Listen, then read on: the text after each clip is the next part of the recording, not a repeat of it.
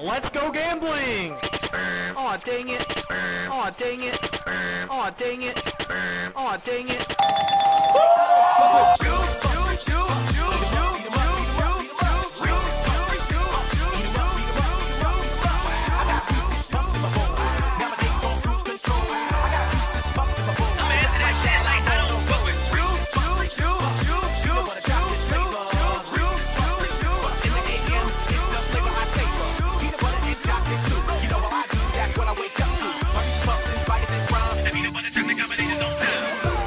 Alright then.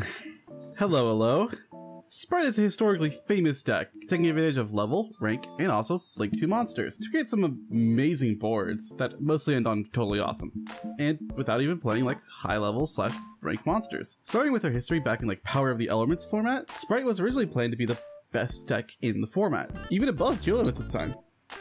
However, hindsight being 2020, Sprite was very much lesser of the two decks. Funny with its gimmick being level 2s as well. Notably in the era, we had Spright-ful on release, its main effect being a quick effect, special summon back a level 2 monster, or if your opponent controls a monsters, you can summon a rank or link 2, with the bonus effect of Elf having it protect from targeting the 2 monsters it points to, making IP or other silly plays plausible in Pure at the time, which were the most common of the time, of course. With that in mind, Sprite's other basics were very good as well. Blue searches a Sprite monster if it's special summoned, and Jet searches a Sprite spell or trap. Red and Carrot are both negates for either monsters or back row respectively, and of course there's Pixies. It also had Gigantic Sprite, blocking you into 2s but letting you summon any level 2 from deck that you wanted. This will come up very much more later. The first official run of this deck was from Chansey Wigglestove, piloting a Pure build back in October of 2022, where they also took advantage of this engine to make difficult to break boards at the time, using Hulk and other utility monsters in the extra to either grind out a game or OTK out of the blue,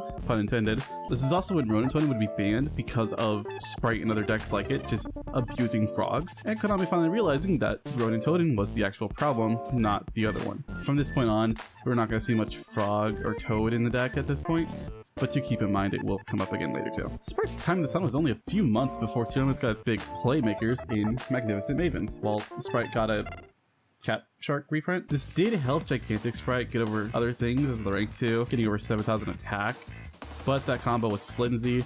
It barely ever was capable of doing something compared to tier limits. Even after Darkwing Blast, where they got the unique trap and Link 2 Foolish for 2s, Sprite just couldn't keep up with Tier's new overwhelming power by itself. Tier limit format introduced the first ever unique-ish build to the list, and it was Bestial Sprite. Before we go any further, I want to quickly talk about Sprite deck specifically and how they're named. Naming a Sprite deck is very much just putting 2 cards in a deck with Sprite in it and calling it a Sprite build. Now at the time, Bestial Sprite did take advantage of this in a unique way just because every deck was playing Bestials. It was a very non-engine that just was able to beat DD Crow with bodies on board. If it was just this deck, I wouldn't have to bring this up.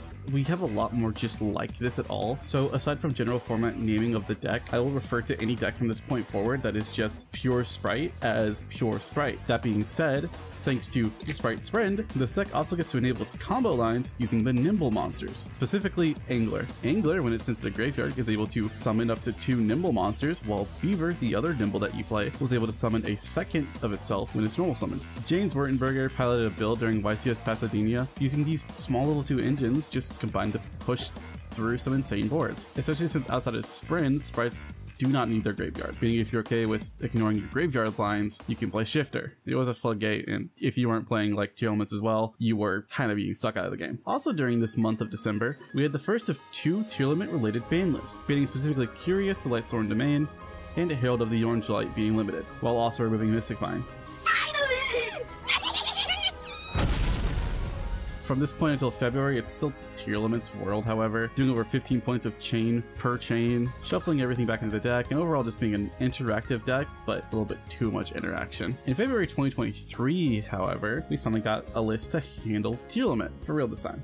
In this list, every main deck Ishizu and tier limit card was immediately limited. Kit Kalos, Artifact Scythe, and Barrier Statue of the Stormwinds were all banned on this list. Because of tier limits also having a level 2, unfortunately Sprite did get a wave of hits as well. Unfortunately, they did have to take away our Sprite Elf, who was previously an extremely pivotal piece to this combos, but now we have to kind of figure out some other things. At this point in the year, we had so many fun decks to play. We had Makonko, Rescue Ace, and Pearly. Hey, That's me. Even Ninja had an amazing engine at the time if we just had something to really warrant Book of Mooning things face down. And I hear the next set coming out during the year was Galaxy Eyes related, so I sure hope some really cool stuff is coming out in this.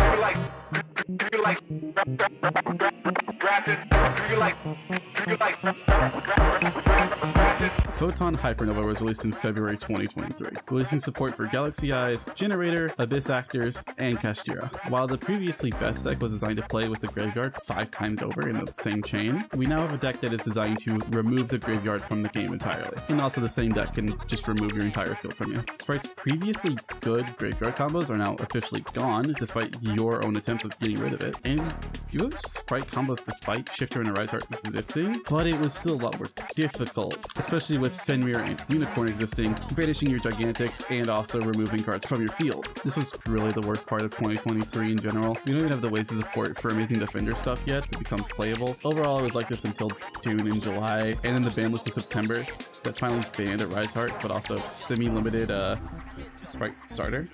Despite everything during this time, Sprite was still a tier 2 deck for a good while, being one of the best only few decks that could play through Kashtira's forceful plays. Still, as the game progressed, Sprite players did not want people knowing it was a combo engine. 2-Axis is the perfect explanation of modern pure Sprite, using multiple small engines like Sprite, Melfi, Frogs, well, not that anymore, and Nimbles, all of which facilitated a board full of negates and double cross, being able to steal a monster or increase the strength of Gigantic. However, Sprite had lots of other successful deck styles previously to this as well, specifically towards the Runic packages. Quick explanation for people who haven't seen any Runics done lately. Runic is a deck designed around being mostly instant fusions that summoned out any body that you want. Mostly this is used in like synchro decks now, just to be like any level modulation that you need, but you can also use it for like other stuff as well. Specifically, Sprite used it with its Hugin, being the best monster in the deck, to search a Runic Fountain, and then using Hugin on field to summon out all of their sprites. And you can use that as well with other packages like Fur Hire, Live Twin, Prank Kids. Even Agents got on this line of thought. If you had level 2 at all in your strategy, Sprite Runic was a good place to slot it into. Unrelated to Runic, however, let's talk about Sebastian Ma, who placed top 8 in October 2023 at YCS Dortmund with Sprite Pearly. Unlike other Sprite builds, Sprite Pearly is using Sprite as a second engine, using up multiple pieces it gets into thanks to Pearly's rank 2s, but usually as a backup name for other ways to get into Noir if your other Pearly stuff was already negated. We are now at the current format, Agov and Phantom Nightmare. Hitting to home, Konami's power scaling is permanently broken at this point, something you're trying to fix to this day. Is that fucking Swap Frog? Battles of Legend Terminal Revenge released Mirror Mage with the Ice Barrier, designed to help Ice Barrier's surprisingly unique control style, and give away the search off of what was negative in the deck as discard options. It's also a level 2 Aqua that searches an Ice Barrier to Reborn, aka making totally awesome online. So, what happened to Sprite? Well, they reached their peak during the most horrible formats at the time, making them at their best the second best deck in the room, and only being the best when the other best deck in the room had only like a little bit of its like first wave. Elf and Ronin Totem, both being the like big cards removed from this playstyle, really mess with the deck extremely. And the more we get level 2 deck, I can see Sprite being afflicted in some way, being easy material for like everything that you can think of. But its payouts are not enough in modern day with just negates on board, especially with Fiendsmith around in every deck to summon 2 monsters, and now he just gets into like every Fiendsmith combo imaginable, ending on a big ass negate that negates up to like 2 cards face up on your opponent's field. Cool. So how do we give me branded Sprite spell? Why do they not have one, Konami? We have a fusion that is based on these guys. Where is their branded fusion for XZ's monsters?